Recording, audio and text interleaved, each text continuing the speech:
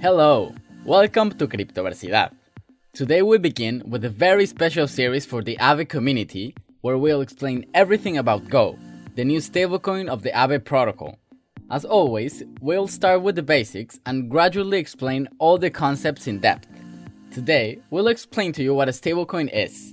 If you already know what stablecoins are and want to dive directly into Go, you can go to the second video of the series.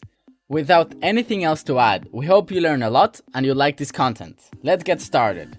Stablecoins are a type of cryptocurrency that aim to maintain a value equal to another asset, usually fiat currencies, but also other cryptocurrencies and even precious metals like gold and silver. Unlike volatile cryptocurrencies like Bitcoin, Ether, or Matic, the price of stablecoins should not fluctuate.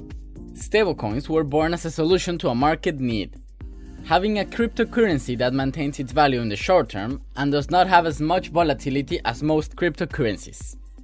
Imagine that a stablecoin is like a joker card that represents another card within the game. So a dollar stablecoin represents a dollar. The most widely used dollar stablecoins currently are USDT, USDC, BUSD, and DAI. In addition, there are also some other stablecoins that follow the value of other currencies like the euro, the Mexican peso, and more. Each of these stablecoins has its own mechanisms and works differently, and we'll explain that to you. But first, let's see what stablecoins are used for. Stablecoins can serve different purposes depending on the situation and the people, but the main uses are international transfers. Stablecoins allow you to send money anywhere in the world, any day and time of the year, and to anyone with a cryptocurrency wallet. This is definitely much better than using the traditional methods that can take days and charge large commissions. Thanks to the speed and low cost of sending stablecoins, these are used to send remittances or make international transfers in seconds and for cents. In addition, stablecoins can be used to pay for goods and services. For example, many crypto users who are already working on Web3 are paid through stablecoins. Or platforms like Bitrefill allow you to buy a large number of gift cards from companies like Amazon, Starbucks, Uber with stablecoins. In countries where it's difficult to access dollars, such as in Argentina, stablecoins can help their users protect themselves from inflation. Stablecoins also allow the access to financial services to more people, as anyone with an internet connection can use them to save, pay, and earn interest without the need for a bank account. For example, in Brazil and Argentina, thousands of people use them on a daily basis. Great! Now you know what stablecoins are and what they're used for, but something super important that we will explain to you is that there are different types of stablecoins. We can classify them into two categories. 1. Centralized, and 2. Decentralized. Each one works differently and has its pros and cons. To explain them, we'll use the dollar as an example, but this applies to any other asset in stablecoins. Centralized stablecoins are usually fiat-backed currencies.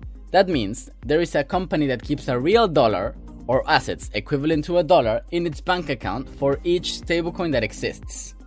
This type of stablecoin can be exchanged at any time for real dollars because they function as a tokenized debt instrument. That means that I can exchange 5 stablecoin dollars for 5 real dollars. Centralized stablecoins are created and controlled by a central entity, which is responsible for maintaining the peg always one-to-one. The most important centralized stablecoins are USDT from Tether, USDC from Coinbase and Circle, and BUSD from Binance. These type of stablecoins are very popular because it was the first type of stablecoin in the market, its operation is very easy to understand, and some of them are backed by prestigious financial institutions. The main advantages are that they generally have great liquidity and that they rarely lose peg with the US dollar.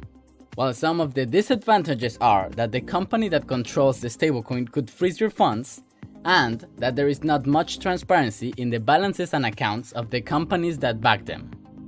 With this in mind, we can say that centralized stablecoins require trust in the central institution and are not censorship resistant. But let's move to the centralized stablecoins. These are more interesting. The centralized stablecoins have the characteristic of not having any central entity that completely controls their operation.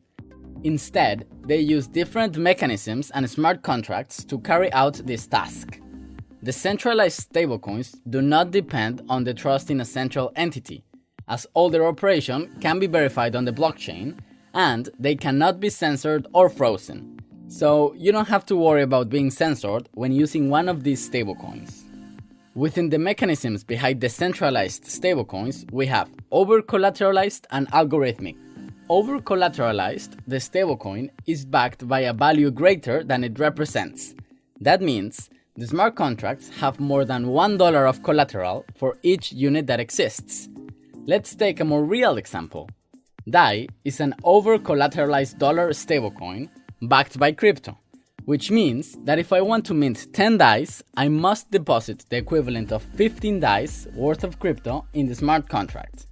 On the other hand, we have algorithmic stablecoins that work through an algorithm that creates a balance between the supply and the price of the stablecoin to maintain the price as stable as possible.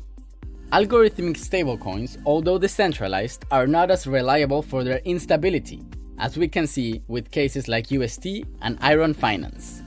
Go, the new stablecoin of Aave, will be the decentralized and over-collateralized type, and we'll explain exactly how it works later. In decentralized stablecoins, the main risks are bugs in the smart contract, errors in the liquidation mechanism, or any other vulnerability.